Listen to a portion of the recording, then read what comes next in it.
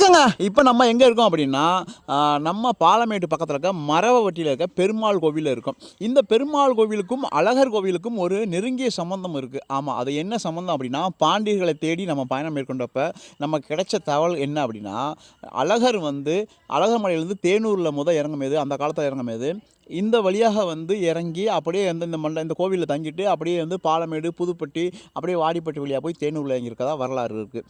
இந்த உள்ளே இந்த கோயிலை வழிபடுறதுக்காக உள்ளே வந்திருக்கோம். அடுத்து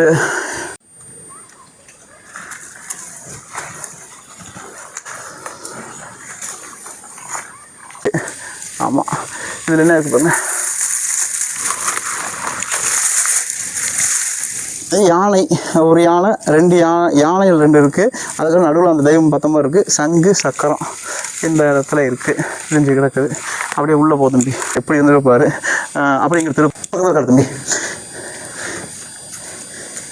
கை கூப்பிய நிலையில் இருக்காரு. பக்கத்தில் உடைவாள் இருக்குது. அப்போ உடைவாள் எல்லாத்துக்கும் இருக்காது, ராஜாவுக்கு தான் இருக்கும். இப்போ இது என்ன அப்படின்னா,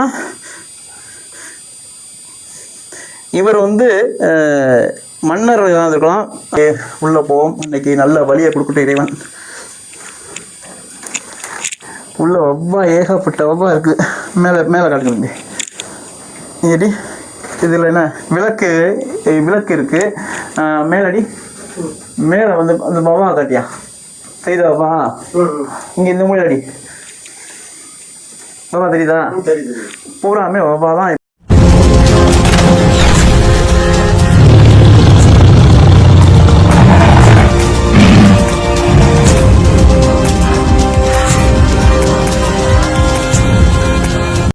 இடத்துல பழைய மண்டபம் இருந்திருக்கு. ரொம்ப பழமையான மண்டபங்கள்லாம் இருந்திருக்கு. இப்போ என்ன அப்படின்னா, நம்ம அந்த இடத்துக்கு வந்தாச்சு. இங்கே வாங்க, அந்த எச்சத்தை காட்டுறேன், வரலாற்று எச்சங்களை. இங்கே பாருங்க, வெறும் உள்ளே நடந்து போக முடியாது. பாருங்கள், தூண்கள்லாம் எப்படி செதுக்கியிருக்காங்க பாருங்கள். ஒவ்வொரு தூண்களும் அழகாக பிரம்மாண்டமாக செதுக்கியிருக்காங்க. வேலைப்பாடுகள்லாம் நிறைய இருக்குது. இதில் வேறு என்ன இருக்குன்னு பார்ப்போம். வெறும் முள் குத்துது. ஆமாம், இங்கே பாருங்க, வச்சிருந்த இடத்துலலாம் நல்லா வேலைப்பாடு, பூ வேலைப்பாடு. அங்கிட்டு ஒரு இது செஞ்சு கிடக்குது, கட்டுனது மண்டபம் இருக்குது. வேறு என்ன இருக்கிறது? அழகாக இருக்குது. நம்ம எதிர்பார்த்து வந்ததில் ஒரு முக்கியமான ஒரு இது இருக்குது பாருங்கள். ஆஹா, இதைப்பா எதிர்பார்த்தோம். இங்கே பாருங்க, ஒரு அழகான ஒரு சிற்பம். என்ன சிற்பம்னா, வால்மீகி பக்கத்தில் இது என்ன அப்படின்னா, இது ஒரு நடுகல்னு சொல்லலாம். இது என்ன அப்படின்னா, ஒரு வீரர் இருக்காரு, உடைவாள் இருக்கு, கையில் வில்லு, அம்பு, வில்லு இதில் வில்லு நிறையா இருக்குது. வில்லு இருக்குது, இதில் அம்பு தொடுத்துருக்காரு. பக்கத்தில் அவருடைய மனைவியாக தான் இருக்கணும். மனைவி குழந்தை கையில் இருக்குது. பூச்செண்டு வச்சுருக்காங்க. இப்போ இவர் ஒரு போரில் உயிர் நீத்தவராக இருப்பார். அவர் நினைவாக தான் இந்த நடுக்கல் வலிச்சிருக்காங்க. இதை செதுக்கி நீள்வாக்கில் இருக்குது.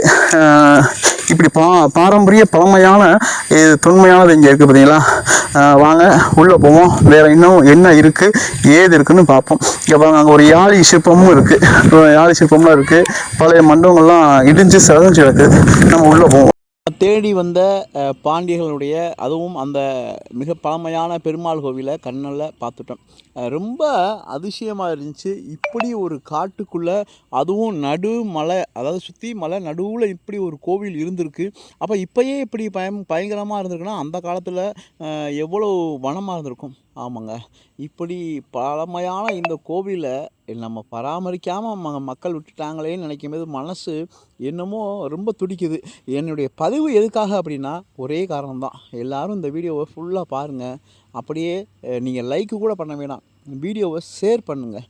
கண்டிப்பாக இதன் மூலமாக இந்த கோவிலை மீண்டும் கட்டலாம். நம்ம வாங்க வீடியோக்குள்ளே போவோம். இன்றைக்கி இது இடிஞ்சு பாலடைஞ்சு கிடக்குது. எல்லாமே கோவில் எல்லாமே அந்த சுவர்களை, அந்த கல்லை பாருங்கள், பூராமே சுண்ணாம்பு சாந்து வச்சு தான், கடுக்கா சுண்ணாம்பு வச்சு தான் வச்சு கட்டியிருக்காங்க. ஒவ்வொரு செங்கலும் எவ்வளோ பெரிய செங்கலாக இருக்குது பார்த்தீங்களா? கோவிலில் இதுதான் அந்த பெருமாள் கோவில். பாலடைஞ்சு பழமையான இருக்க அந்த பெருமாள் கோயில். இப்போ நம்ம உள்ளே நுழைஞ்சோன்னா ஒரு மிகப்பெரிய கிணறு இருக்குது, நாளி கிணறு. ஆழம் வந்து பார்த்தா எப்படி பார்த்தாலும் ஒரு 200 அடி குறையாது, அந்தளவுக்கு பழமையான நாளி கிணறு. சரி, வந்து பெருமாள் கோவில், கல் முழுக்க முழுக்க கல்லிலே இந்த பெருமாள் கோவிலை கட்டியிருக்காங்க. ரொம்ப பழமையான கோவில். இதில் வந்து கொடிமரம் இருந்திருக்கும். பெருமாள் கோவில் அப்படின்னாலே கொடிமரம் இருந்திருக்கும். ஆனால் இன்றைக்கி வந்து அதில் பலிப்பிடம் மாதிரி இல்லை, சரிஞ்சு தான் கிடக்குது. இங்கே வாங்க, பராமரிப்பு இல்லாமல் பால் அடைஞ்சு எப்படி கிடக்கு பார்த்தீங்களா இந்த பெருமாள் கோவில்.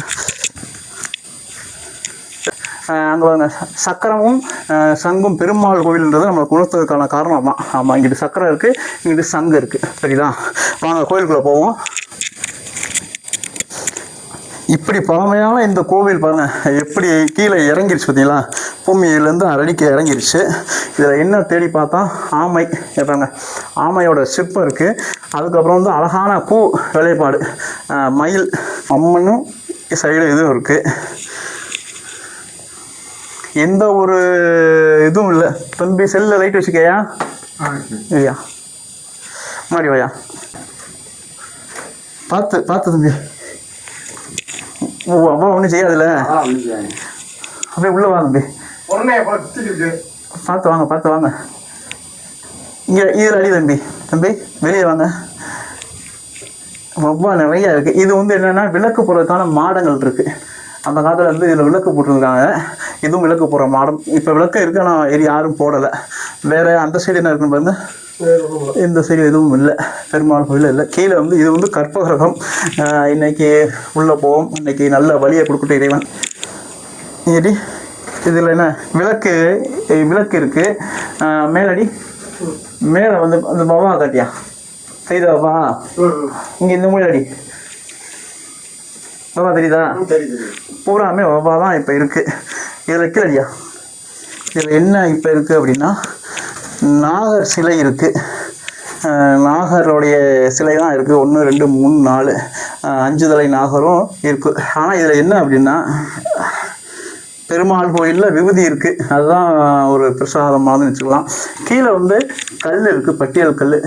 இது காடியா, இதில் கல்வெட்டான்னு பார்த்தா கல்வெட்டு இல்லை, ஒரு இது மட்டும் இருக்குது, கல்வெட்டு கிடையாது. பின்னாடி அடி பார்த்தீங்க, இதில் கல்வெட்டு இல்லை, ஒரு சாதாரண இது மட்டும்தான் இருக்குது. வேறு சைடில் அடிங்க, வேறு எந்த கல்வெட்டு ஆதாரம் கிடையாது. மேலே நிலக்கட்டை போட்டு அடித்து கோவிலில் ரெடி பண்ணியிருக்காங்க. விளக்கு ஏற்றுறதுக்கு விளக்கு இருக்குது. இங்கே ஒரு செகண்ட், இதுலேயும் ஒன்றும் இல்லை, விளக்கு ஏற்றுறது மட்டும்தான் இருக்குது. மேலே எதுவும் இல்லை, கல்வெட்டுகள் எதுவும் கிடையாது, குறிப்புகள் கிடையாது. இதில் என்ன அப்படின்னா ஆக்சுவலாக இதில் இருக்க பெருமாளுடைய விக்கிரகம் இல்லை, யாரோ எடுத்துகிட்டு போயிட்டாங்க. இடையில் வந்து இந்த நாகர் இல்லை தம்பி, இங்கே இருக்க அங்கே மாற்றி எங்கே ஒரு சாமியார் சொன்னனால சாமி சிலையை மாற்றி நாகமாவை கோயில் சிலையை தூக்கி வச்சுட்டு பெருமாள் சிலையை தூக்கி அங்கே வச்சாங்க. எங்கே இருக்குது அங்கே அந்த பெருமாள் சிலை இருக்கா? சிலையில் கல் மட்டும் வச்சுருக்காங்க. பெருமாள் அதான் அந்த காலத்தில் வந்து பெருமாளுடைய சிலை அந்த சைடு இந்த சிலை புதையல்கள் இருக்குன்னு சொல்லி ஒரு அவநம்பிக்கையில் தோண்டி வச்சுருக்காங்க. பழைய காலத்து கோயில் அப்படின்றதுக்காக தோண்டி வச்சுருக்காங்க. இங்கே பாருங்க, பூராமே வவ்வா தான். வவ்வால் பாலடைஞ்சு இருக்கிறதுனால பாருங்க எவ்வளோ வவ்வா இருக்குன்னு. இந்த கோயிலை வழிபடுறதுக்காக உள்ளே வந்திருக்கோம். அடுத்து இதில் வந்து ஒரு வழி இருந்திருக்கு. இந்த வழியை போனால் எங்கே போகலாம்?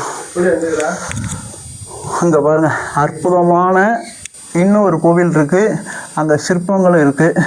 வாங்க நம்ம அங்கே போய் இன்னொரு இடத்துலையும் பார்ப்போம். வாங்க.